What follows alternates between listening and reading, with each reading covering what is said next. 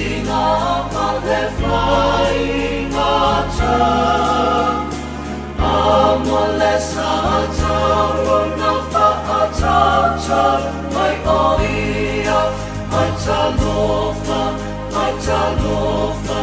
ya Yesu le faaola isi ana joy alanga eli namasapatani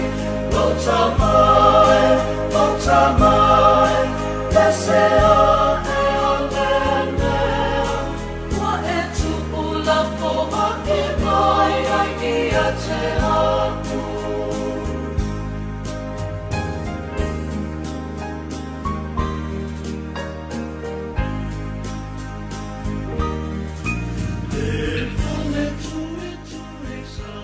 Ya, ito e whatalo foi i le nei tai au. I le suafa manumalo lo tātou li o Yesu Keriso. I le pa ia foi mane mamalu lo tātou tunu. Ia eme se foi o pa anga ala tātou leitio po le tātou TV Kerisiano. E whatalo whatu ai lo maleifu mai whanunga le lei. Ia eme se foi o le ni aso to e whapopo e le atua se isi aso lo soifua. Malo uola. O mawhai e ona tātou to e whelua e lungo le nei ala leo. Ia manatu a ia iniso por kalame sa e na foi ona e whaafonga i le taiao le nei le tāu o tina. Le whaatau ina o tina i tutono ainga o tutono nuu a mese lavo le ngā ruenga le tua. Manatu la o te lea se whaasoa mo tina i le nei taiao. Ia mese lo lato tāua. Ia ma le tapena ina foi o le loto i fale ala i tina. Ia ma le whawhana wina o le alofa i tutono ainga. E ala mai a te lato mo lo lato foi i matafa i oi. Ia po lo lato foi tiu te tau ave i tutono ainga. Wa ia ia le mau e whapea. O tu ato se tama. O lo iei se tina le lei. Na te tapena ina, ma whato anga ina. O na saunia le lei o me tutono le ainga. Le ngata ina ia matango fie. Ma ia tau le leia lona to olua I me whapena o nā ngā iai. Ai o le whataua ina nā tina o tātou wanga atu foi. Mo le whamana tuina. O le aso whaapitotina. Ia me moli atu e foi alo whaanga mo o tau tina. Whaftai lo tau ngā ruenga mai ea. Ua mawhai e foi ona mātou wola mo le manuia. O tau whamurianga ma o tau titalo. E me se foi lo tau singa ia te mātou. O leo mātou ai nei manuia. Whamunuianga o tau saa mai lunga ia te mātou o tau whanau. E leo tau sila mai, mātou wawai atu foi. Ia vi ia le tu e la o tau talo. Ia me se foi o tau whamunuianga. O leo mātou manuia ai. Au le reita e au. Ia whatal whatu le tātou porokalame le reita e au. O natu o leo te ailangi le whasangi ma le whamua e pei o nā. Mua foi mema tau tu saa, ia auna foi le atua na mua I pasoa atu foi le nei tai au. Manatu ala tātou wo le tātou mta upu le tai au le nei. Mta upu a wha utuina whapea, o langa manumalo. E le fasili whapea. E whawhewhea ona e manumalo ina leo langa lo e ola, o lo e soifua mo wolai. Amene. Manatu a etalia ke riso. Wa fai Yesu e fai mali I ma whaola I ate oe. Au le fesili e peona tūlai mai le tae au le nei. E whawhewhea ona whatu mawina le whaola ina ma le keriso I tutonu o lo tangata. Ono le soifuanga ma le olanga lo e soifua mo wolai. E te lea whawhita uli ma whala velave ma me oso whai ai lo tātou wola tau mwhai mo le lii ma lona finangalo. Amene. Ele ai se ma losi anga whale nganga o le tangata kerisiano. Ma ia te ia lava. E mawhai ai ona ola manumalo. O le mea le e matua mo o mia I lava ona whalango lango ato o toa I le atua. Awa wana o le atua e te mawai le mana ma le malos. E te atua I le angasala I teimi uma. Amene. E se vanga nā wa tātou I loa ina lo tātou vai vai. Ona whaingo fia leo na tātou te pātu ma whātou tua I le tua. E maua ai lo tātou malos. Amen. Ele afape wa e maua le o langa Kerisiano ma e maua le Yesu le tutonu atu e whaftai le tua. A o ame e te tauna e whaia ina ia whamalosia ai lo talitonunga. Ma whatu mawina i pēa lo o langa saili ma lo o langa whatu tua i le tua. E le whapena o le talia o Keriso i lo o langa ma lo o langa. O na lava lea mo tātou. E iai vaenga e te tau o na support ma iai vaenga e te tau o na whamalosia ai lo o langa saili i le tua. Ona e tele ia mo meo whaaso songa o tofotofonga pa mai leia le ti Apollo. O lo tau ma whai mai. Ina ia ave ese ina ai lo tātou tu mau mai tutonu. O le ola manumalo i le olanga Kerisiano. I le tusi le lua korinito ma tau po suma le lua. Alona whai upo iwa ngai sifuru. Amene. Pai tau mai le whai upo iwalu. Pai mai na o ai oi whaatolu atu i le li ona o le mea. Ina ia alu ese i atea. Ona whapea mai lea o ia i atea. O lou nei alofa tu noa e lava lea e feso soani i ate oi. A wā o le vai e wha atoa i nai lo mana. O lea wa tele ai lava lo fia i le mitamita i mea ua o vai ai. Ina ia tu mau i lo irunga le mana o Keriso. O lea o te fia ai i mea e vai ai. O le wha leanga mai. E malaia. O le anga tele mai. O le atu wale. Ona o Keriso. A wapea o vai. Ona o malosi ai lea. Amene.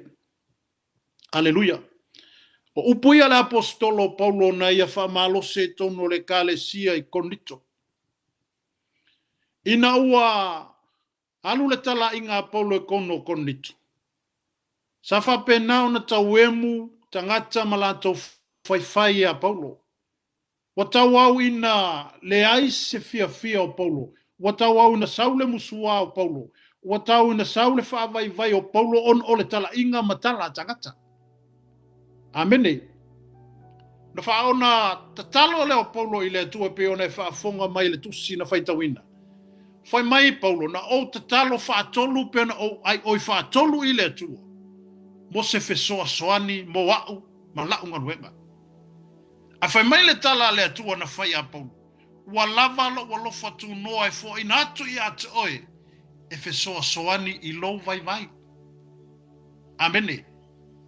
O oe wai whaafonga mai le taiao le nei o oe le Kerisiano. A whai wa tau e mua lau tala inga, a whai wa tau e mua oe, ona o le tala le leia Keriso, ua fesuia ina lau soifua ma lo wola, ona o le mana, o le maliu Keriso ma lau tali tonu ina o ia. Whai mai le atua, ua lava alo, ua lofa tu noa e tu inatu i le fesoa soani mo lo vai. Amene. A wā whainga a tangata e whai mai ate oe. Wa manatu whaaleanga o tangata ia te oe. Wa langona o tangata ina ua ai mai. Wa e tutonu o le ngaluenga le tua wa avea oe. Ma tangata o le tua wa wheliwa ina lo tangata. Whai mai leo le tua. Wa lava lo wa lofa tu noa e tu inatu ia te oe. Amene. Aleluia. E hei taimi o le soifuanga e whapena. E hei taimi o le luitau e le solo le leifo i lau savalinga mara savalinga. E ala i le tala le leia Keriso. E taime fetongi mai ai oe tangata i maa. E whai mai tangata i ate oe. Matau au ina whaapea ai lo manatu malo langona. Wale ai so fia i le atua aisea. Watau saulo musu. Watau saulo le fia iai. Watau saulo vai. Amene. Aisea. Wa amata ona matangatanga lo talitonunga i le atua. Ona ua le mautu. Po ua le mautonu o manatu i le mea whaamalosia ai lo wola manumalo i a Keriso. Amen. Pe ona e whaafonga le taiao ne whaitawina le fiongpa ia le tua. O le whaamalosi po le tala lea Paulo na ia whaia i le tua. Ina ua whapena ona tauemu tangata Korinito i a te ia. Whamele o Paulo le tua. Le aia se mea soani i lo vai. Whamele o le tua i a Paulo. ua lava lo ua lofa tu noa e foi natu ia to e fai mafeso soani I lo vai vai fa pena o ke sano le tai au nei e fa fonga bai fa pena o le tangata tali tonu ma fa tu tua I le tua lo ia ile lo fa tu noa le tua tai to lo ina ma oi temi umma maso umma o lo soifua ma lo wola e tau muri pele lo fa tu noa le tua ia te oi e le mawhai o na tula fua ina oe le tua I taimi umma maso umma. O le savalinga e whape nā o nā e le maunga ifo le vanu. A o loo iai pēa le alofa tu noa le tua. Ua lava le nā e fesoa soani I lo vai vai ma lo wha le tonu. Amene. Ienu sili whapea. O a mea te tauna e whaia. E whatu mawina ai le manumalo ke riso I tu tonu ia te oe. Aleluia. Le fa pena le tatu talio ke riso e fai maali I ma faola. Una tatu o mai leo tatu wa lava le na e fa pea e fai ma awala e moni e le lei e matango fie. Ai te tauna I aini me fa malo sia ai le manu malo ke riso e tutonu ia te tatu. Ono le taua le tatu te tauina e le fa tino le taua. Amene. O le tatu taua e fa le nganga. Tatu te tau le tu fa le nganga. Ai au na fatu muina I tātou, o a mea te tau, o na fatu muina I tātou, ma fatu mawina, lo tātou wola manu malo ia ke riso malonu fina ngalo. Pumua, ia nau e fai tau ma mafau lo loto, I le upu ale atua. Amene. A wao le upu ale atua, o le mea ai moni lea mo le anganga. Ai le o le mea ai o le tino. MATAIO e fafa I upu e whana iai, ina wa umo na papatisoina Yesu I le vai o Yoritana, wai mai ona ave lea e le angango Yesu I le vao. Amene. Na ave ya, wai na ave I le vao na ana pongi a Yesu I le fase fuwaso. Aina ufia tau mafa le faola, ufia tau mafa Yesu. O ina nga iei satani po le ti apolo, e fao so ina Yesu. Au le tali e Yesu na faya, ina ufaya atu le ti apolo ya Yesu. A fai o le alo le tua fitalai e liwa reto nei maa. Aisea, a fai wai loa ki apolo o fia ai Yesu, o fia kausami Yesu. Fase furu aso a pongi. Ai fa longo le tali po le fitalai nga Yesu na fai le ti apolo. E le na o mea ai e ola ai di tangata. A fionga umai tu lei mai fufonga o le tu. O mea nai o lai tangata. Amene. Peona e whafonga mai le tai au le nei. O le upua le atua o le mea ai moni lea mo le anganga. Ai le mea ai o le tino. E mo o mia le whafanga o le anganga I le whaitau o le fionga le atua yaso uma. Ai eiso tami panga noa. Ai eiso tami e te loa wawa noa. Whaitau le upua le atua. Amene. Awa mo o mia le mea ai lo tino. Ike mo o mia. E te ngā lala, e ki ngau I le mea ai o lo e fia tausami ai. Amen. E te fia tausami I le mea ai le na nau I ai lo tino. Ai whaafea le nganga le tutonu ia te tato. E le o fia ai ea le nganga le tutonu ia te tato. Amene.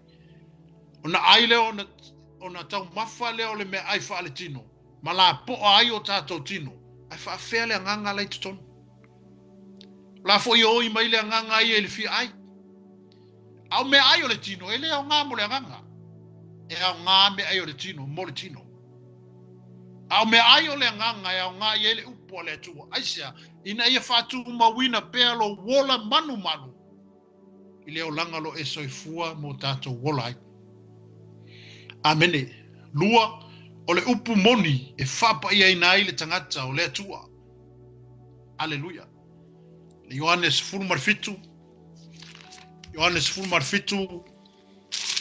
na yeile faitaua Yohane na yeina por fitalainga Yesu na yeina Yohanes fulmarfitu o fai upu e fai posuma le lima se fangata fai upu sumarfitu o lo fa pe mai o te leo le atu ina ia e ave ese ia te ila atou I le lalulangi aia e tausi ia te ila atou ina ne ileanga.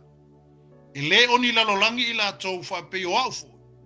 o te le so i le lalolangi au. Ia e whapa ia ina i la tau i la upu moni. O la ua fionga o le upu moni le. O aionga le tatalo le. O Yesu. O lo tatalo Yesu i lona tamae whaatonga mo oi. Amene. O lo tatalo Yesu i lona tamae whamanuia i ate oi. Aleluia. Whai mai le whetalainga Yesu i. O te leo le atu ina ia e ave ese ia te ila tau i le lalolangi. A ia e tausi ia te ila tau ina neia leanga. O oia na tangata o e talia ke riso e whai maali ima whaola i lo wolanga. E le whapeo le ave ese oi mai le lalolangi. Ai whai mai Yesu lona tama. Ia e tausi ia te ila tau. E ui alanga e ngofo i le lalolangi. A e le o se lalolangi ngai mo oi. Amene. Oia le tangata o e whātua ina le suafo ke riso. Oia le tangata o e talia Yesu e whai maali ima whaola i lo wolanga. O e tali tonu le upua le atua. Whai mai Yesu e le so le lalolangi oe e pei oia. E le oia fo i se lalolangi. E ui ala na e alala i le lalolangi le nei. Mo o nofo i le lalolangi nei. E o tato te amio pei o amio le lalolangi. O tato o tangata o wawai se ina mai. O tātou o tangata whai mele fionga le atua o oe o le whaapolo polo. Ai, a le atua. Amene. Wha mai e leo ni lalolangi i la tau. Wha peo au foi o te le so i le lalolangi au. Wha mele mara whai posu marfitu. Ia e wha pa ia ina i la tau i la upumoni. O la ua fionga foi o le upumoni le. O ai le upumoni. O Yesu. Talai ai Yesu whai mai o i o le ala upumoni ma le ola. E lea rua tu lava se tasi le tamba. Pe a leo iatu i ata ia. O aia o le whai tutoa. Amene. O i o le whai tutoa e te saufanga ai le ola e whaavavau. O i o le whai tutoa tātou te ulu atu ai le nālangi fau ma le larolangi fau. Anane me whai. Te tau na talia e tātou ke riso. Te tau na talia e tātou Yesu e vea maali ma whaola i o tātou volanga. Ona tātou maua leo le whai tutoa leo. Wa lea iasaf. E ke whiu e se si whai koko e se si piko le pā. Amene. A tātou le ulu le whai tutoa pe upo Yesu. A le ulu le tangata le whai tutoa au i mai sesi mea. O lea. O le ngā oi ma le whau mea. Amene. O Yesu leo feta lai. Amen. O ia o le whai tutoa. O ia o le upu moni. Whai mai. O la ua fionga foi o le upu moni leo. La le fionga lea. Le fionga lea le atua. La fionga le tu lo ye le ola. Lo ye fa malo longa. Lo ye fa sa tonga. O lo ye lo lu manai. Wa me umalo e mana o ye. O lo ta oto e tonu le fionga pa ia le tu. Amen. Alleluia. E te tau ona ola ma ia fa tu mawina lo wola manumalo mo lo tatu wola manumalo. E ala I lo faitau ma e su e. Pese ale fina ngalo le tua ia te oema. O mea wale lei ma le ato toa. Aleluia. O mea ie fina ngalo ia I le tua mo oe. Ine I fatu mawina I lo tatu wola manu malo. Fatu mawina I lo tatu wola saili I le tua. Amene. Awa asau le fili ate oe. O lai ei se mea leo I lo pa. Amene. Aleluia. Tarsa awa. A o mai faso songa ma tofonga ia te oe. O lai ei le se upua le atua ia te oe te tali atu ai.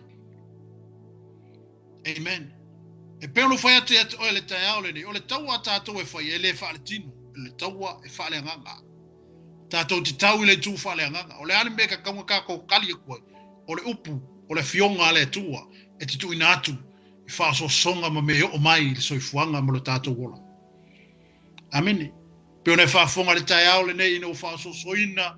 Ele ti apolo Yesu o le ane mea kali Yesu o le upu tali Yesu I le upu ba Yesu e lenga o me ai o lai di tangata awa fionga o me tulei me fofonga o le tua e o lai di kangaka amene o fionga la le tua lea e ke o lai e a fafanga ai lo wanganga amene e fafanga ai o tato wanganga ma fatuma wina ai lo tato wola manumalo. E ala I le olanga kerishano lo e soifua mo wola ai. Amen. Tonu. O le upu o le atua. o le pelu o le anganga e whaato ila loina ai le fili. Amene. A sau le fili lona malo sianga. A sau le tia apolo ia na whaoso songa. Wa ia te oe le upu e te tali atu ai. Amen. Wa ia te oe le upu e whape naona e tali atu ai whaoso songa pe a o mai. Wa lava ta pena ma lava ta oso i tanto. E ala le whaatu mawina o le upu ale tu. O lo whaatu sa le upu ale tu e le pelu. A tau le pelu e le te whailoa nau e sila fia. O le pelu e whaatau ma ai ona i tu. Aleluia. Whaatu sa ina i ai le upu ale tu o le pelu. E whape na ona matu ai ma ai. E te tali atu ai i le ti a polo mana au. Amene.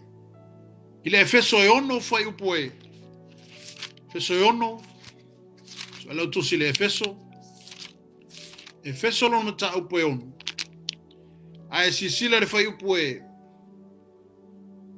Whai upu se fulu a mata mai tato whai tau se tau mai laro le whai upu e. Se fulu marfitu. Ulo whapea mai. O usoi. O le tai upu le nei. Ia o tolo te tele i le ali i ma le malo siolo na mana. Ia ofo atu i o futau ato toa mai le atua. Ina ia o toma whaia ona te atu i tonga fiti a le ti apolo. A wata atu te le tau matangata. A wale sili ma whaipule. Ma ali o le poli oli. O le neila lo langi. A toa ma nganga leanga i mea oi le langi. O le mea le ia o tōtango ai i o futau ato toa mai le atua. Ina ia o toma whaia ona te atu pe a oi le asovale. Pe a uma ona o tō whaia o mea uma. Tō te tūtu maua i lava. O le nei, i nā tūtu mawia o tō sio tō surunga titi le wha maoni. Ia ofu foi o tō leu whatawhata o le ami o tonu. Ma ia whase wa ina o tō vai le sauninga o le tala le lei o le file mu. Ia wha popo i nā mea uma o na tango atu le tali pupuni o le whatu tua. Tō te mawhai ai o na tinei a whana mu umalava lo o le anga. Ma ia o tō ave le pula o tau o le anganga. Ma le pelu o le anganga. O le afionga lea a lea tua. Amene. O futau la ia kaunga ofu at kerisiano. O futau ia tauna ofu ai tātou o kerisiano. Ina e whatu maui nai lo tātou wola manumalo. Ina e whatu maui nai lo tātou wola awane o tātou to ilalo pe tātou te whaia ina i oso whainga le ti a polo mana au o lo ngā nuru e le taimile nei. Ai whalango lango i le upua le atua lo teu i ante oi. Ma ofu tau ia pe ona whaalaua te ate oi le tai au le nei. Amene. Aleluia. A wafai mai tātou tele o tau maa tangata. A wale i sini ma whai pule. Ma li o le pōli uli. O le neila lo langi. A toa maa nganga le anga i mea oi le langi. O le tau ai whaale nganga e le whaale tino. Ka koke leo kaula makangaka. Aleluia. Tātou tele o tau matangata. A whamia, a wale i sili. Wa ia li sili. Wale i sili o mo meo nganga leanga. Kia ngore malo sa kangi e whaifoi peo. Peo whainga ngu uye inge. Wale i sili o whaipule. Amene. E whapenga whainga whaskepu maili malo sa tani la tau ia. Le tau te tono le fionga le tua. A wa tātou tele o tau matangata. A wale i sili ma whaipule. Ma li o le pōli uli. O le neila lo langi. A tō ma nganga leanga i mea oile langi. O nganga la ia lenga lulu e le taimile nei e tamo whai ina ave e se ina mai oe. Ma tamo whai ina i awane whatu ma wina oe. I leo langa kerisiano ma leo langa ua vala wina ailo so i fua mara wola i tono renga aruenga le tu. Amene. Ma mai o le upu o le pelu o le nganga e whaato i lalo ina aile fili. Teu le upu o le atua i lo loto. Aleluia. E whamalo sia ailo tangata i tonu. Amen. E whatu mawina ai lo tātou wola finau i le tu. O lo tātou wola saili i le fina ngalo ma le mana o le tua. Aleluia. Ofu tau. Mai o le nei. Amene bai. O le mea leia i au tōtango ai ofu tau ato o toa mai le tu. Ina i au tō mawhai o le te atu. Pe a o i le aso vale. Pe a uma ono o tō whaia. O mea uma. Tō te tūtū maua i lava le nei, i nā tūtū mauia o tōu, o fusia o tō surunga titi, i le whaamaoni. Surunga kiki i le whaamaoni. Amen. To ofia le tangata upa uongo wale maula lako surunga kiki. Uputu sa ole fionga le tu ole tai aole ne. Amen. Fia le tangata ufato ila loina. Tangata na yaile mamalu male sisi yesi ole tu. Tangata na whaamaina le tu. Amen. Hallelujah. Ma tangata kerusiano wafia le tangata upa uono wa le whaamaoni. Amen. Hallelujah. Mo le whaama wina lo lato surunga titi o lea. Whaamaoni. Ye whaamaoni. Whaamaoni i le mea na e tautoa i le tua. Whaamaoni i lo tiu tena e yoe ai lumo le tua. Whaamaoni i lo wala wina. Ye whaamaoni i le tua. Amen. Hallelujah. Te le tangata o whapena. Pa uono lea. Le ai se whaamaoni i le tua. Amen. Lua.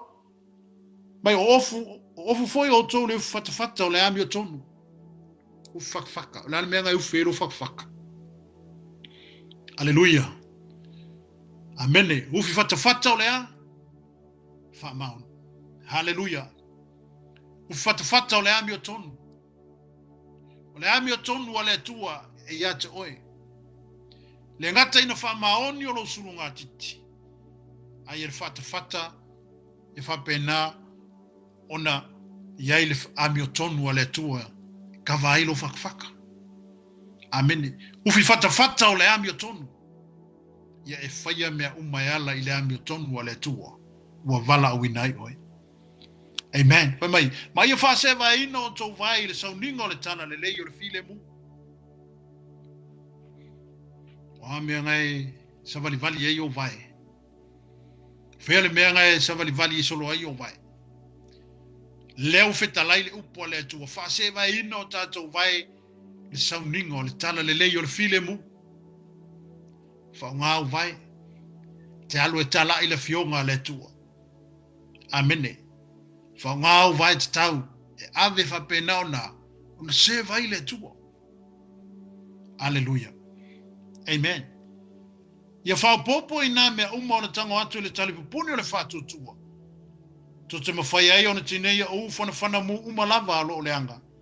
Mai o tau ave le pula o tau o le ola tanga. Ma le pelu o le anganga. O le fionga lea le tua pula o tau o le ola tanga. Pula o tau o le ola tanga. E pui mai e o tātou mawhau whau mo tātou manatu i mea lea o ngā. Alleluia. Ke ngole siwa e ngalele ka alo mai e le fili a kakua. Kako mawhau whau. Amene. Kau ai meriki a polo mawhauwhaunga negative. Mawhauwhaunga whawai. Mawhauwhaunga ko ilalo. Mawhauwhaunga kako kele mwhaia se mea. Mawhauwhaunga mo whapena o lo whapena o nga lua mai ele ti a polo. E kau mwhai inga e kau mwhai ala ki a polo e ave ese inga mai oe.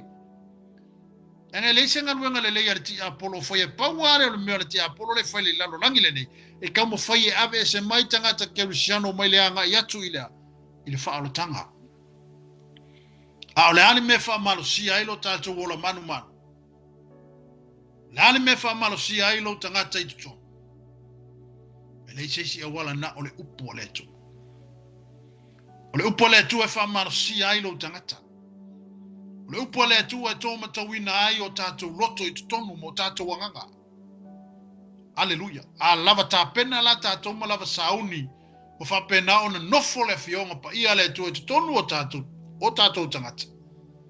O le ala le sawa ki a polo e sawa. Awa e lo le leia vaenga e fa pena ona Italia tua Yusufa inga lo anga i mai. Amen. Fa. O le upu le malo si anga lea e au fia ai tatou. Le upu. Mai o le upu le malo si anga lea. E tau fia ai tatou mai mai. Ya mai le faia o le anga sala. O le upo le atua te whailoa le anga sala ia te oi. O le upo le atua te whailoa mai a te au. Le anga sala o lo faia. Amen. Pe o la tavita. Salamo se lau se furumariva. Upo tavita lo e foi mai. Alleluia. Salamo se lau se furumariva. Sila le fai upo se lau ma le lima. Lo fa pe mai e tāwita. O laua fionga o le sulu le o vai. Ma le mala ma lama i o wala. Aleluia. Alvesili e se ana mena le tu se tāwita le. Le whaupunga le tutonui. Ora na iei tami na pa uai tāwita. Na iei tami na ngasala ai tāwita. Na iei tami na whaale tonu ai le savali a tāwita i luma o le tua. Ai na ia wha maulalo ma ia wha pea e le tua e. O a o le tangata ngasala. Moni le lei. Na lai ona tua e tāwita ei, mataulia foi le tala ia i le au auna ina ua sauni le taua e alu a i saura e le tau mosuria. Ona nofo leo tāwita wa le alu le taua. Ai wa tō sina lana wa ai ma ua muli lua lona manatu i le tō lua ulia. Amene. O i na whale tonu ai ma wa kakau ngālu ka vika le kaua wa ngofu aisea. Wa ko singa, wa whao so soinga longa mangaku, wa mangao ai i le ko lua ulia. Amen. Aina wa foi mele taua ma whailoa le tua le perfecta ia nā tanu. Alo e whaia ka vika wang sala. Alo le perfecta kau ia ka vika. Na ila umalanga na o mai, mea mamao.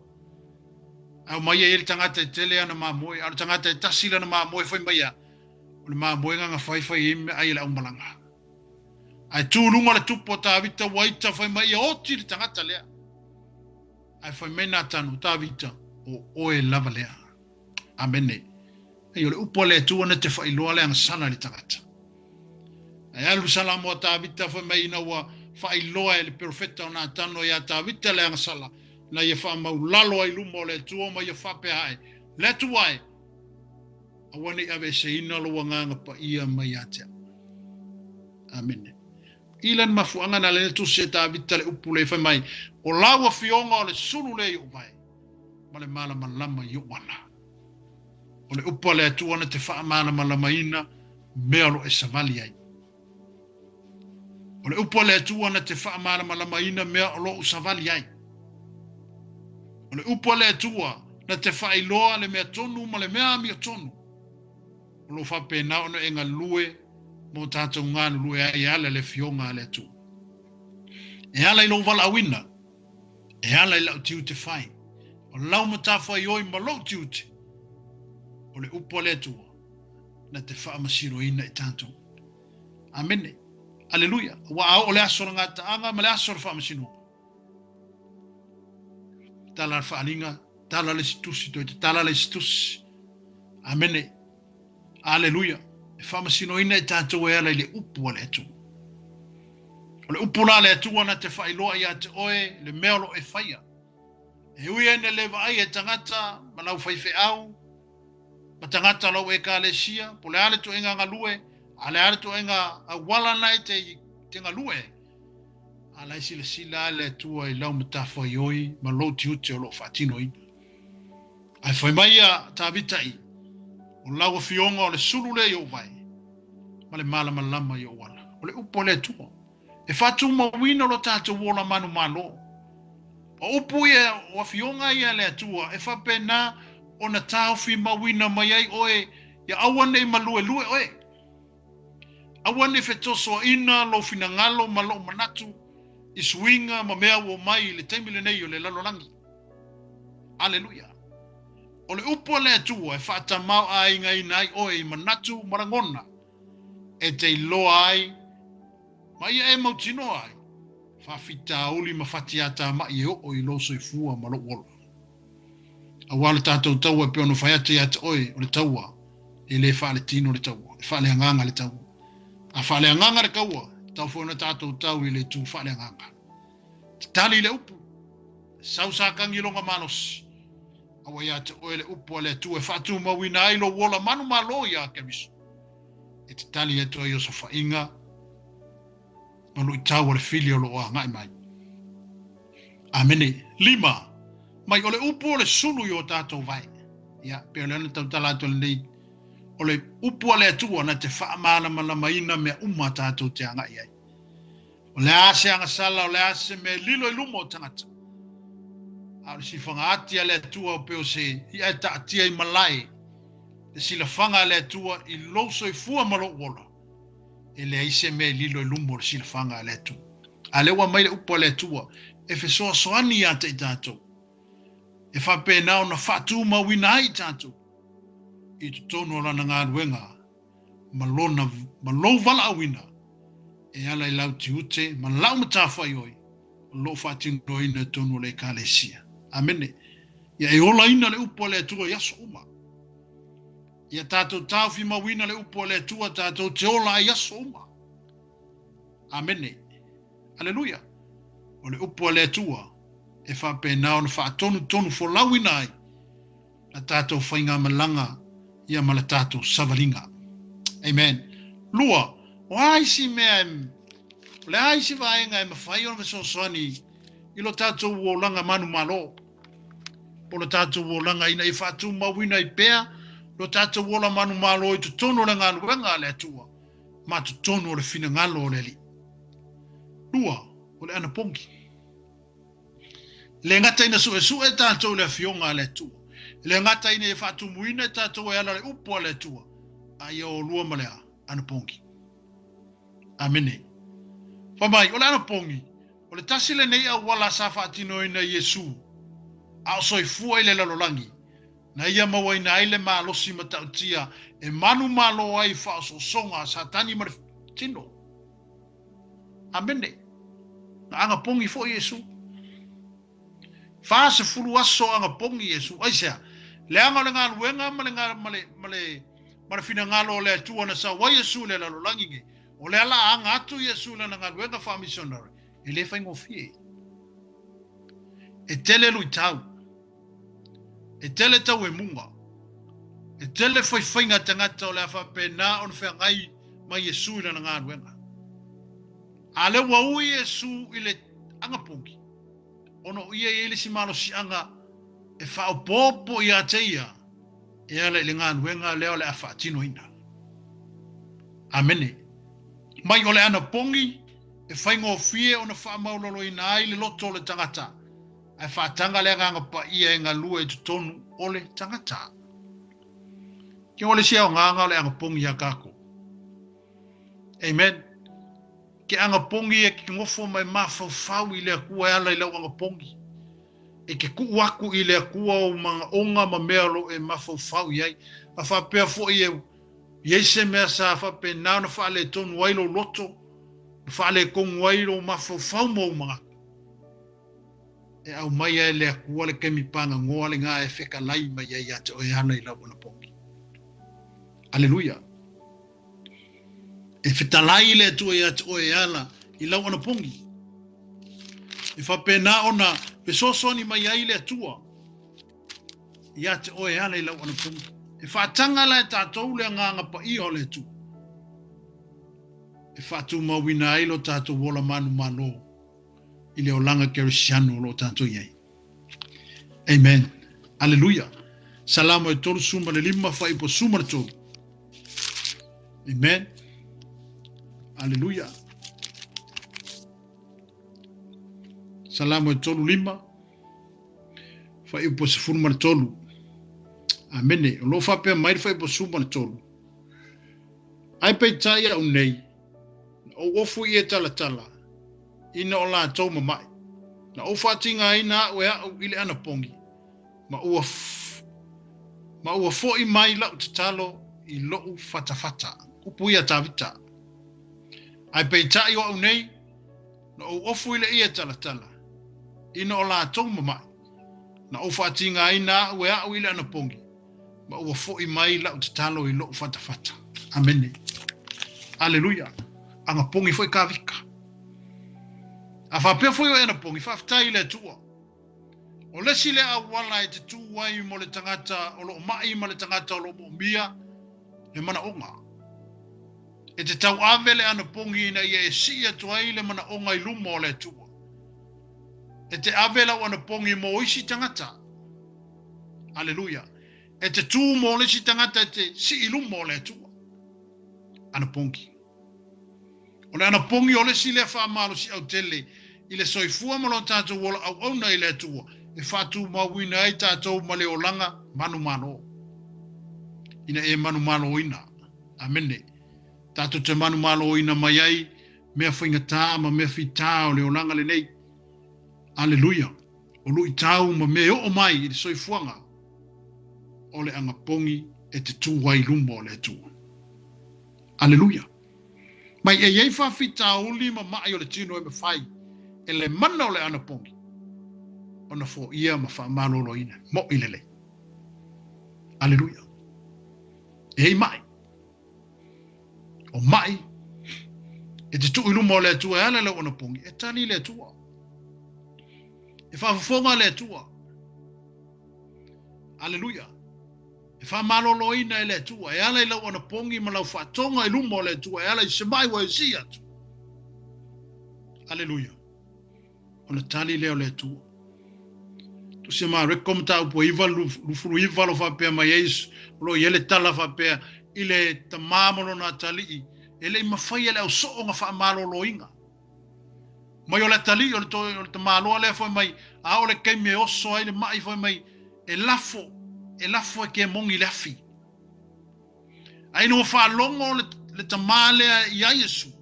Nga au mai lele o longa kali wha malolo ia Yesu. Inga wa malolo le kali i o le ko inga le. Fo mele o le au soo ia Yesu. Yesu whawhiwhenga e kulia le ke mongi le. A whamele tala Yesu yon au so. Wanga ole anga pongi male tatalo. Amene. Ana pongi. E se kemere wa yaso ke anga pongi ai. Wa se temi ole yaso ke anga pongi ai. Ke anga pongi pe whakonu e anga pongi le aso ngoa e loa. Amene. A ole si lea malo si anga. Po ole si lea wa enga e whatu mawina ai lo tato wola. Manumalo. Amene. O le tau fiofi me foka ko le fia i meo me ai yaso uma. Amen. Alleluia. O le si foi le awala e feso soani e ya te tanto. E ala yo tato mai ma me o mai i o tato tino. Ana pongi. Na fo semana onga te ote tono le kalesia, tono lo ainga o lau whanau, o loto lua, e te ave lumo le tua e ala le pongi. E le pinea, a tali le tua whaaliali ya te oe, e ala i lau ana pongi. Le ngatala ina whatu mawina le upo le tua ya tato. Ina ia whape na ona ia i pea le upo le tua, whanga ina i pea le nganga o tato i tuto. Wafa mele apostolo Ioane. E si lia kule malosi o le kukongu ya ka konga i le o i lano lanki. Ai fuala le malosi o le akua le kukongu ya ka ko. Ili whatu mawina ma ia tō anga tato. Esu e mawhaitau le fionga le tu. Amene. Le ngaka nga malosi ai lo wanganga. Ai malosi ai fo i malo tangata. Amen. Whakupula ia ele malosi o lo wanganga. Alleluia. Awa sili akule malosi o le tua. Ngai lo leo le lalolangi. O ai le lalolangi. O le lii. O le lalolangi. O sakangi manga au. A saula sakangi manga au le malosi anga e saue. A lawa ia te oe le upu. O whaatumuina oe le fionga le tua. Ma le upu le tua. E whampe nauna e tali atuai. E whaaso songa. Ma mea e o mai. I lo soifua ma lo wala. Amene. Alleluia. Whamai, o le ana pongi. Whatupu ina ai le manino lau whalongo i le nganga pa ia. I lana taita inga. Ai maise i teime o mai ai whainga tā malu i tau. O le olanga. Boni le nei. Lau ana pongi le so soangi fo i. Ia te oe. Amene. Le ana pongi e te e whakupu inga ai le mangingo. E mangingo ai lau whalongo. Ile nganga pa ia lana taita inga. Ai maise kei me o mai whainga tā. Ia manu i tau o le oranga. Amene. So la tusina ngā nuenga. Alleluia. Ngā nuenga na matau pa lusu mara fitu. Nuenga i lua fitu. Nei tusia watu e wha manu sia i oe. Ina i whatu mawina e pea lo wola sa ili ma lo wola tamu whai le tua. Ma ia tātou whatu mawina i pē tātou i le ola manumalo ma le ola tali tonu ma whatu tua i le li. Anuenga e lua sifun marfitu. A lona whai upu e iwa. Amene. Whapea. ua umaso e tele. Ma ua o foi ona po e awhati ai wholaunga. Ua mawai foi po le ana pongi. Ona apo i leo paulo ia te ila tau. Amene. Ma tau leo wholaunga lea ina ua ngai ia paulo i Roma. Sa ia le upa paulo na whai ai lea waa ina ia awana i anu malanga. Aisea. Ona ia le taimi o le tau ua whapena o na angi le wha. Wa ia le so lungo sam. Epita. Ile whanongo le au wha. Amene. Ona ana pongi la paulo na tuina ile atua na whalongo ai paulo. A wale upa paulo lo tu se ele whai polusu manatas. Whai mai na tu mai le a ngelu le atua ia te ia ma whai loa mai a paulo. E awane ia lu maraka. Amene. Ia le leile whalongo. Pe ia le upu. Pe foi ona tala noe. Foi na iuso le neasu. Ia le ia manino lau whalongo. O le isi mea le so soani a ti tato. O lau ana pongi. Manino ma ia tuto ala whaalongo i le mea o whetala i eile anganga o le atua. Pe o le tusia, ia le tusia whaalinga, i ka le sia fitu o ia sia. E tofu ala le ka le sia ma le angenu. O na avele o whi au te itasi, i ka le sia fitu. O na iele o le lapata inga te le,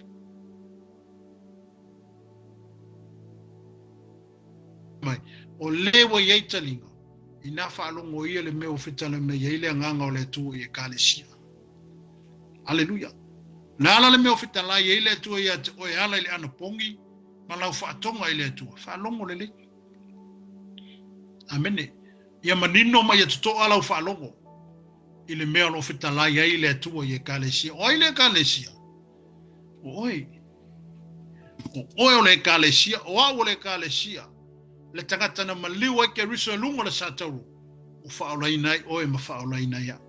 A o ie te tau na whaatuma wina ai lo tātou wola manumalo. E le ngata ina e whaatumu wina e tātou e ala i le upo le atu.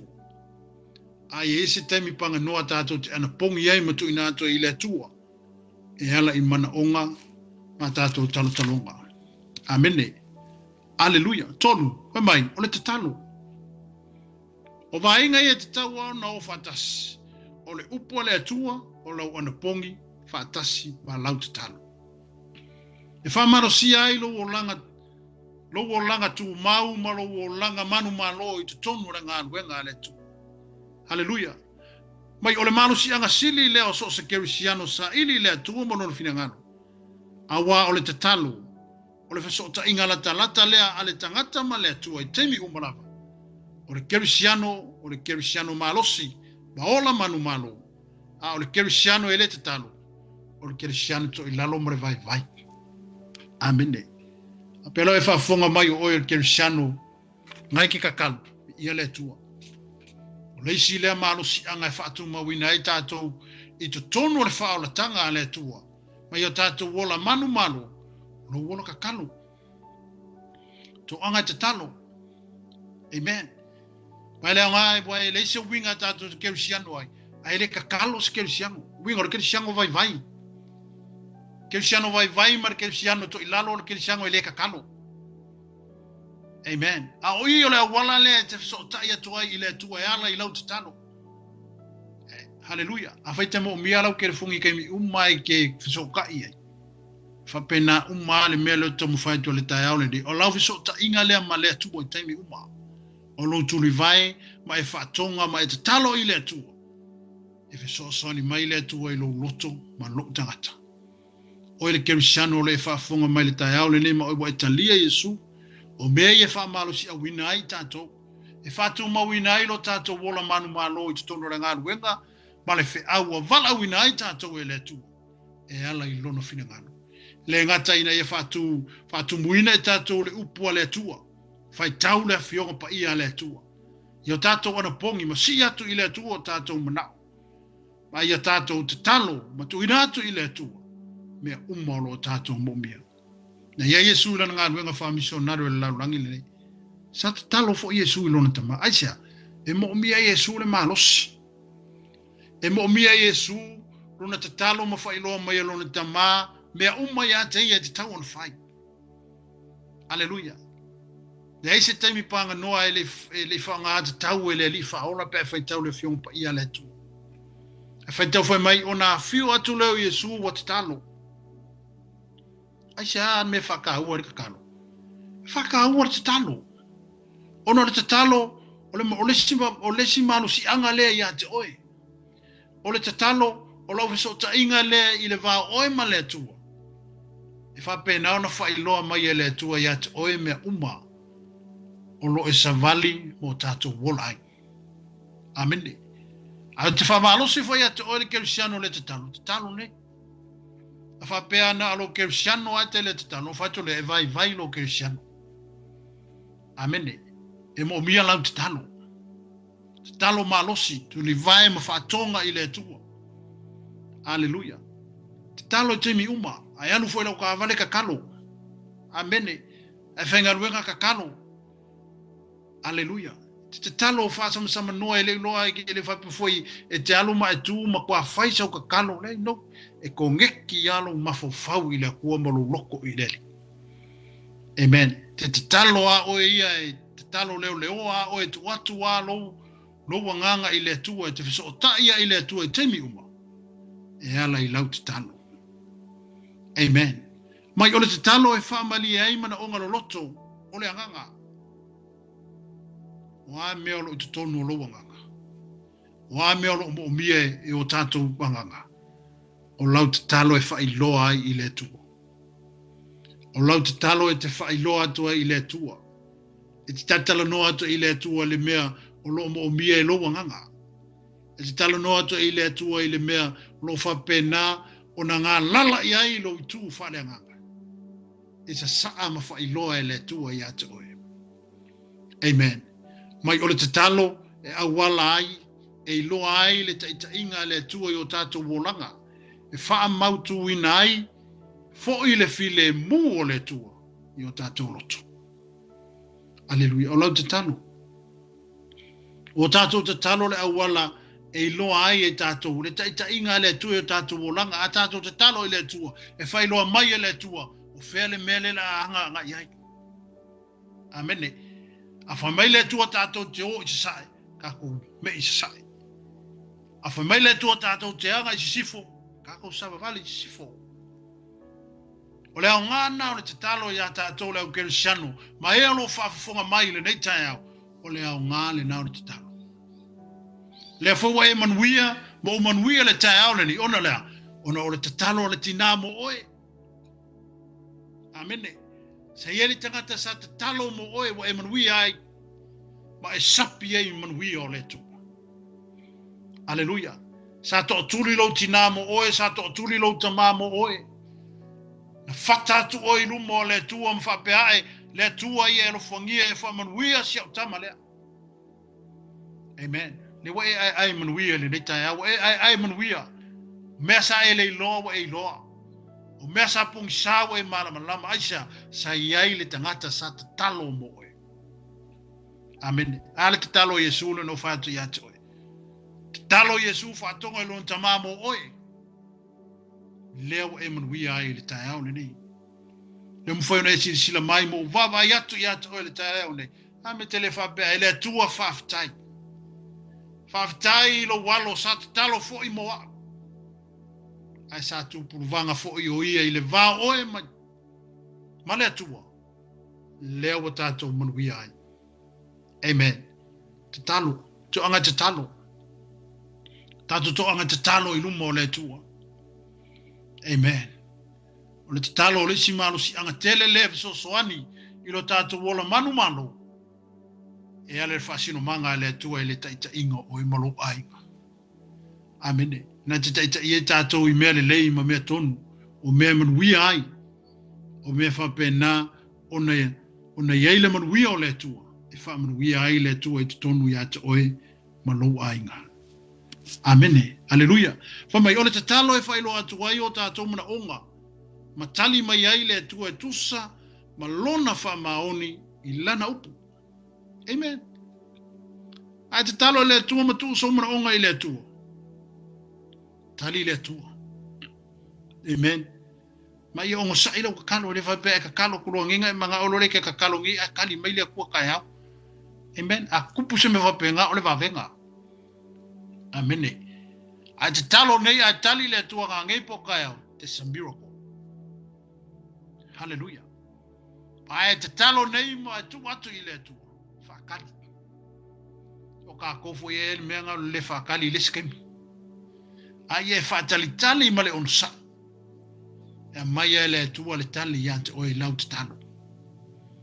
Amen. Au lesi mea ngau isi mea na e whaamaru si au inai lo tātou wola manumalo i le whina halo le atua. E le ngata ina whaatu muina e tātou le upo le atua. Ai o tātou ana pongi mo tātou te talo. Me o tātou whanau no manu i le atua matu ina atu i le atua. Mea umalo tātou mo bia i le olanga le ni. Anke le mawhai le olanga. O te le mawhai fo i le lalolangi le nei e te soifua mo wola ai. Ai ala o tātou mawhai ono lea. O le tātou wola manumalo ina e ale le so soani e le atua. E whātou mawina i tātou i te tonu o lana upu. O lana fionga. Pe ona muli maua tāwita le tai au le nei. O laua fionga le suri o mātou vai. Ma le mala malama i o mātou ana. E whapea mai fo tāwita. Wa o te wina laua fionga i lau loto. Ina nei o angsala i ate oe. Amen. Mana iai. Te ule fionga le tu e tonu i loto. Te ule upo le tu e tonu i ate i tātou. Wa iai teimi e whape nā o na fesuisu ia iai le tau ma fesuisu ia iai mai iai wingo le lalolangi. Ai awane suia le upo le tu o lo i ate oe. Ia tā ofi maupea le upo le tu o lo i ate oe. Le anga le upu le nai te ola ai, mo wola ai, o le upu a letu.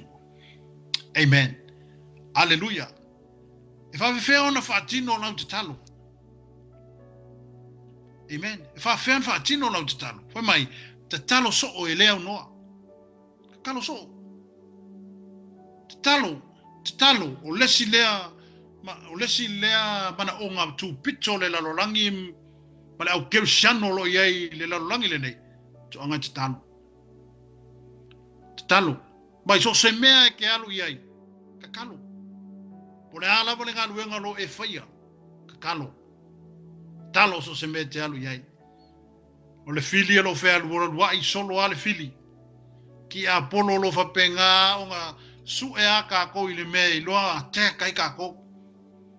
Au lau te talo ma lau te talo. E pui a mai ai tātou. Te talo mo reisi tangata.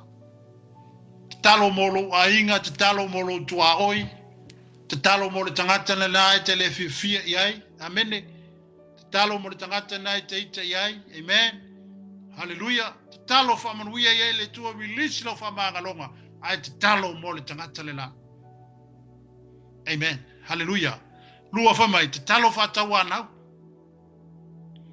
awa e te whiungo fia te talo lava se ia tali mai le tua, I sau mana o ngā sāta watu i ata ia. Amene, te talo. Pura te talo hana. Amene. Pura te talo hana le ngā whai. Amen. E una whanu maina hana I lumo tangata wa pae le whanau. Ai sa le ku ua I ale te talo hana. Alleluia. Le mana o ngā sai te tono le loto le tinalea. Tasi fo le tinale lei. Tina te talo. Amene. Eu não fomos nada foi até o netel por calame foi ele mau tunei le fata wa ino tina o lo tatalo foi le tinamo oi ao le tatalo foi a hana le tatalo fata wa nau ile tu asia le mana o ngalo no foi to tono lo na lotu e fia kali le ku le mako amene me le tatalo hana le tua ai fo e me se kama ya kia o ki ko fo ya tu ya oi amen la le talia le atua nga kaliana a me Samuel kana fia ke ao Samuel mo le susu fa foi kongo le manumalu au onga Samuel ya Eli kula I mai fai kaulanga le Samuel le isi ku aku por mo mai ku Samuel amen ma foi sa o le tatalo le fine le o le tatalo le tinale le tatalo I fa tawa nau I le tua mo le manaonga ia to anga foi tatalo Tatu te talo mo eolo mo mia sosoani. Tatu te talo mo tangata uma. Tatu te talo mo sio tatu watunu o Samoa. Io tatu te talo mo Israelu. Awane ingalo ya te ole no Israel. Ono le polo misia le tu ya ile tangata. E whamanuia le tu le tangata. Na te whamanuia ya Israel. E whamala ya fo ile akua kanga ke whamala yanga Israel. Waisia. Ongolo I oi mata o le tu o lona nu o Israel. O lana whenga tausi, o lana whenga osi, e le mawhaina alo mai e le tu a whamurianga ia, e ala ila, te talo. O le te talo le whamalo si au lea ia te oe. O le te talo le whamalo si au lea ia te a. Ina e whātou mawina e peolo tātou, o lesi lea me e lata hai tātou i lea tua. Pero upo ia kopo, a tātou whaalata atu, na whaalata mai lea o lea tua ia te tātou. Amene, a tātou whaalata atu i lea tua e ala le tātou te talo. Whalakalaka mai lea o lea kua ia kako. Ai a kore vai aso pe a kore ma singa i ke le kakako. E whalakalaka mai lea kua pe a whapele iso whalakalaka i lea tua. Amene, to anga te talo. Tātou talo mutu ina atu i lea tua. Ai mai siale nei vai tau ma le nei vai teimi o tātou iai. Telo swinga ma mea wo o mai le la lorangi. E mo miolo ku purvanga mo oe mo lo ainga. Amene. Intasi. Ia e tu i le va oe mo lo ainga. Si atu lo ainga i lumo le tu. Ia e te talo ia vea oe e te tu i le va oe mo lo watunu. E te talo mo si atu lo tato tunu o sa mo e lumo le tu. Ia alo fangia le tu si o tato watunu. Amene. Po tele swinga ma mea fo wo o mai. Ai le se tu mate te e esa wa mata ona fata unu ina por kalame ma fuanga le tu le la langi le. Amene ale upole fionga pa ia le tu. Au le tu mause i o le ngata anga. E fa ola ina le. Amene. Awane ia lu se mai fa tanga. Awane ia lu se mai male upole tu. Awane ia lu se mai malau tano. Awane ia lu se mai malau ana pongi. Ma ia fatu muina tato e ala le fionga male upole tu. E lu ita wina ma whapena o na ta oso ina ai tātou. Mai o tātou wola ina se o langa manumalo mai. I le lalolangi o lo tātou wola ai. Whita ma whaingata. E ao no whape atu i atu o le tai ao le nei. O le lalolangi le nei tātou te iai. E le anga atu se le lei le lalolangi. Wa umana tu po ina le tua le lalolangi nei. Mule afi ma kena e whaavau. Amene. Lo ta oto por kalame le tua e tono lana fiong pa ia. O le laulangi nei o le aso sunu ina. A oe o le whaafonga mai le tae au le nei. Pa e mai tau mai le tātou por kalame ma e whapena ona e mai mo mai. Ia e tu mau i le atua malana whaona tanga. Awane malue lue lo whatu tua. Amene. Awane i whaavaivaia lau te talo. Awane i e aunga tae whai tau le upua le atua. Pa e to anga te anapongi masi atu i le atua. Mea umao tātou momia. Le upo Yesu na whai ono so. Wana ona la pongi ma le tatalo. E mawhai e ono ese mea whapena. Aleluia. Sa moa lo watu nupele le leita e au. E mese lau whaafonga ma e fo ilo mai mo mai. Leo le lefsi tala whangongo le fionga le tu. Ale upo ai au tu sao le tu e peona i ele tai au le ni. Au le tu mause i o le ngata anga. E whaola ina lea. Amene, ia e tu mau i le atua. A whai foi wa e tau soro muli, ma e tau whaavai le o langa, kerisiano i le atua. I sua foi e sua te whapeatu i atua, e alofa le atua i atua. Amene, whiwhilinga nei te wa tuai ona whai. Lau whai unga nei te wa tuai ona whai. Una le aile se avanoa. Una le aile o se tātou avanoa. I le ola male la lolangi fōu saunia i le atua. Amene. To e whamanatu i atu oe. Aleluia. Oe le kerisiano wa whaavaivai, oe le kerisiano o tau soromutu. O te whapeatu i atu oe, o te tautala i atu oe, ma le alofa i le netai au. Ia e to e angai i le atua. Ia e to e foi mai i le atua. Lo te tala pea le avanoa, o a au alofa o le atua. Na te opo, ma ia fusi i atu oe. Amene. Ma na iale, pasoa netai au pe ona, e foi nei au ona mawai atu. Bonu i lei. Le fina ngalo nao le atua pe o le tamai lo na talifa mau mau oa. Amene. E uia wakele oa le ainga walu. Ai wafia se furungi milionga walu le atali. A sa ngalo ai le tamai le namea. Amene. Sa le manatu i le tamai le a oa wafaalu ma mea walu. Ai paule mea nei le loto le tamai. Fia wa ai akuia lo ngā kali i wa koe foi mai. Ai, amene. O toi sau. O toi angai mai tu tonu le ainga. Whape nā le fina ngalo le tua ia te tātou. Lo whaatali le tua mo oi. E te toi foi mai le ainga. O ai lo whaasino manga. O lo ainga. Amene. O lo fasino mana, o lo fasingo manga, o lo ainga. O lo mapusanga, o lo ainga. O lo whaolatanga. O tu tonu, o lo ainga. O lo whaatali le tua mo oi. O lo ainga, o lo whaatali. Whaatali le tua mo oi. O lale temi ke foi mai ai. Lale temi te sau ai. E vainga ke waku ai. Amene. Vainga te watu ai ona e foi mai tu tonu le ainga o le whaolatanga. Ona misi leo le ava noa ma ua leisi temi e toi mawai se ava noa whapea. Alo tu pea Yesu. Ma Yesu o te tu le whai tutoa mo tu itu yatu. O le whalongo i lo leo te tala ina mai o te ulu whale. Ma te tali sua, ma te tala noa mai ia. O ia fo ima. Amene. Te lele ava noa. Wai le whai tutoa na tu itu yatu i Yesu i lo loto. Yesu o lo tu i lo loto ma tu itu yatu i na te tala ia lo whai tutoa. Tala ia lo loto se whaulu whale le ali o le ola. Le ali o le manumalo i tutonu ia te oe. Se whasa o loto ina mai tātou i meo lo tātou sai ti ai. Haleluia. O puna le atua le neitai au. E whapena ona e ola manumalo ina ke riso i o tātou o langa. Awane tō singa no fia lau ai mea le laurangi wo o mai. Awane tō singa no fia lau ai i mea o whapena ona mai swinga o le laurangi le nei. Ai atau la ia lau ai ai e suma le whao le tanga. E pei ona tāpena ina e le atua mo o ima. Haleluia. Mei upua paulo le tosia e pelu. Haleluia. Mai e ui lava o ia o le tu. A sa wha maulalo te isi o ia i angel. Ono lea, o le lofa ia te oi. O le lofa ia te a. O le lofa i le lalo langi. Na ia awane i whano se ola o se tasi.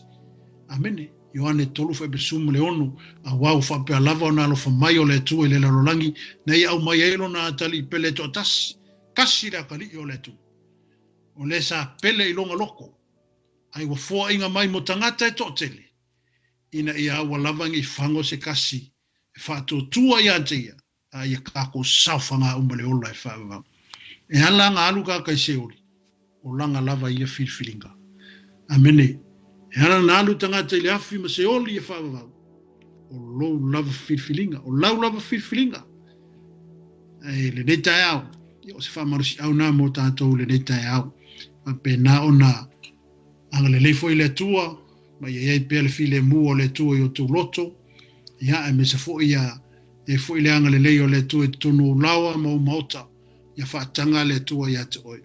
Nga i o iatu ma ia, pe na onga lua atu le mana o le nganga pa i o le tua, ia te oi, whailau whiriwhiringa te tau, whailau whiriwhiringa sao, ma nu e le tuai. Amen.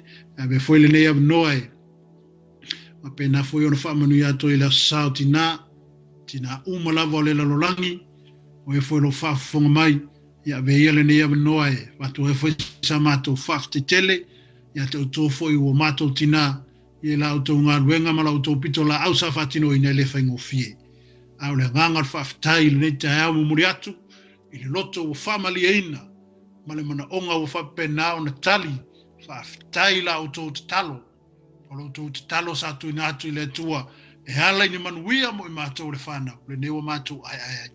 Me fo neava noe mo le toi foi, whamanianga si o tina i Samoa, ia tina i Alangiola, Wasu, ia me se foi o tina umalava le lalolangi, whamanu ia atu le tua i lo tu wasof, whailonga ina, ia o le aso sao tina i ele tau o tina le lei e sililo na tau i penina, ia o ai se ua maua, ia tu lai maila na whanau malona ainga ma whaafta iatu ia te auto.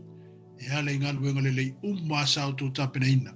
Te tonu o ainga, ma te tonu o lawa ma maota, ai maisi ar whaafai le leina o mātou wōlanga. Nei wa mātou ai nei mnui ar mātou te talo. Whamanuia le tua ia te auto tina, ia whaafua loa lo o tō soifua. Ai maisi ar poto ma tā leni o au mai le tua. Ia whaatino ina aila au tō ngā luenga. Ia a me se foi o la tātou no nofo ai le nei lalolangi. Ia ia whaamanu ia tele ale tua ia te auto tina, manuia lo tō wasu tina. Ia, nei tai au ia whaamanu ia foi le tua, pa ia mna malo le tātou atunu. Ia me se foi o e whaarungolongo mai ma pa anga le tātou TV. Ia me se foi o pulenga le TV, ia anga le lei le tua. Ma ia foi pēr le vi inga le tua le nei tai au. Ta maa mātou whaaftai ia te oi.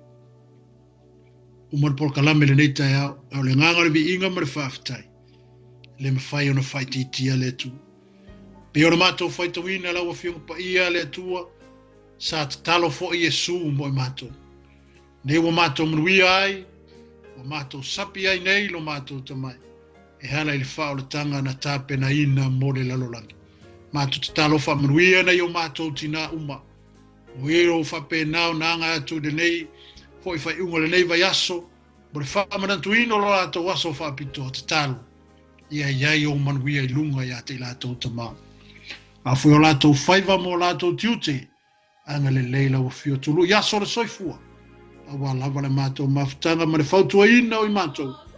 A mātou iai le nei lalolangi e le tūmau. Whamanuia le tua, pulenga le TV, whamanuia o tangata le nei taia. Tuna atu si o mātou atunu o Samoa ia te oe. Whamanuia lo mātou atunu o le pale mia le kapeneta, hulu matanga luenga taitasi e mese le loa loa lo mātou atunu.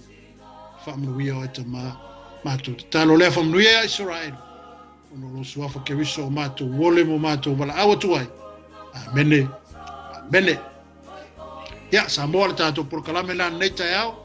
Ya, na ien manato to e tuli tau mai lewa yaso.